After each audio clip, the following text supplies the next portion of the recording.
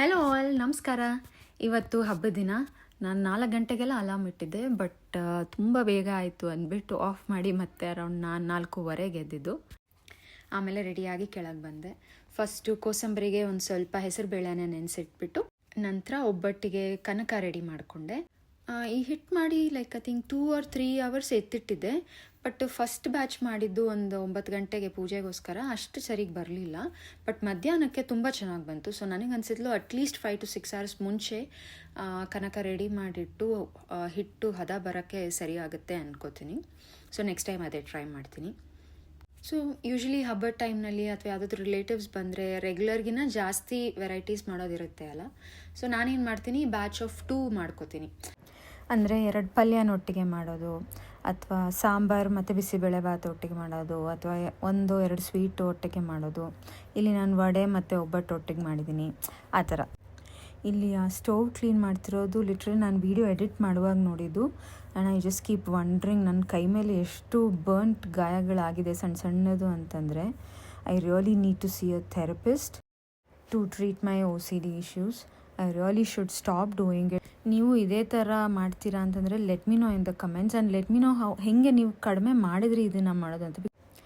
I know ನಂಗೆ ತುಂಬ ಜನ ಕೇಳ್ತಾರೆ, ನೀನು ಇಷ್ಟೊಂದು ಐಟಮ್ಸ್ನ ಇಷ್ಟು ಕಡಿಮೆ ಟೈಮ್ನಲ್ಲಿ ಹೆಂಗೆ ಮಾಡ್ತೀಯ ಅಂತ. ಫ್ರ್ಯಾಂಕ್ಲಿ ಒಂದು ಸ್ವಲ್ಪ ನಾನು ಹೇಳಿದಂಗೆ ಹಿಂದಿನ ದಿನ ಒಂದಷ್ಟು ಪ್ರಿಪ್ರೇಷನ್ಸ್ ಮಾಡ್ಕೊಂಡಿರ್ತೀನಿ. ಇನ್ನೊಂದು ಸ್ವಲ್ಪ ಆರ್ಗನೈಸ್ ಮಾಡ್ಕೋತೀನಿ, ಯಾವುದ್ರ ಜೊತೆ ಯಾವ್ದು ಮಾಡಬೇಕು, ಯಾವುದಾದ್ಮೇಲೆ ಏನು ಮಾಡಬೇಕು, ಯಾವುದಾದ್ಮೇಲೆ ಯಾವುದನ್ನು ರೆಡಿ ಇಟ್ಕೋಬೇಕು.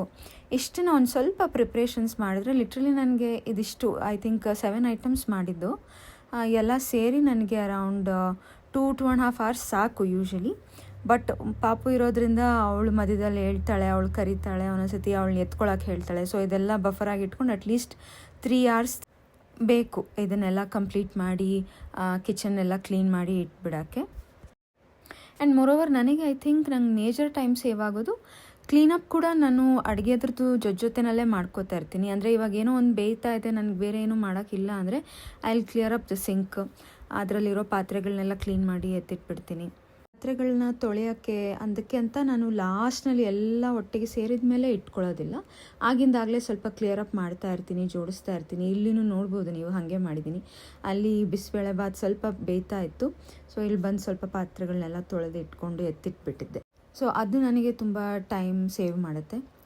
ಆ್ಯಂಡ್ ಇಷ್ಟೆಲ್ಲದ್ರ ಮಧ್ಯೆ ಸಾಂಚಿ ವೋಕಪ್. ಸೊ ಇವತ್ತು ಶಿ ವಾಂಟೆಡ್ ನಾನು ಅವಳಿಗೆ ಸ್ನಾನ ಮಾಡಿಸ್ಬೇಕು ಅಂತ. ಸೊ ಸರಿ ಅಂತ ಸ್ನಾನ ಮಾಡಿಸಿ ರೆಡಿ ಮಾಡಿಸಿ ಬರೋಷ್ಟೊತ್ತಿಗೆ ರವಿ ಸಾಂಚಿದು ಮಾಂಟೆಸರಿಗೆ ಲಂಚ್ ಬಾಕ್ಸ್ ಮತ್ತು ಸ್ನ್ಯಾಕ್ ಬಾಕ್ಸ್ 2 ಪ್ಯಾಕ್ ಮಾಡಿಟ್ಟಿದ್ರು. ಆ್ಯಂಡ್ ನಾನು ಬಂದ ಮೇಲೆ ವಡೆ ಮತ್ತು ಒಬ್ಬಟ್ಟು ಮಾಡಿದೆ. And Ravi always is around. ಏನೋ ಒಂಚೂರು ಕೇಳ್ತಾನೆ ಇರ್ತಾರೆ, ಇನ್ಫ್ಯಾಕ್ಟ್ ಅದು ಬೇಕಾ, ಏನು ಹೆಲ್ಪ್ ಬೇಕು ಹೇಳು ಮಾಡು ಅಂತ. ಸೊ ಏನಾದರೂ ಸಣ್ಣ ಪುಟ್ಟ ಕೆಲಸಗಳಿದ್ರೆ ಅಲ್ಲಿ ಆಸ್ಕ್ ಹಿಮ್. ಆ್ಯಂಡ್ ಅಡುಗೆ ಎಲ್ಲ ಮಾಡಿ ಮುಗಿಸೋಷ್ಟೊತ್ತಿಗೆ ಐ ಥಿಂಕ್ 8:15 ಆಗಿತ್ತು. ಯೂಶ್ವಲಿ ನಾನು 7:38 ಮಧ್ಯ ಲಾಗಿನ್ ಆಗೋದು ವರ್ಕ್ಗೆ.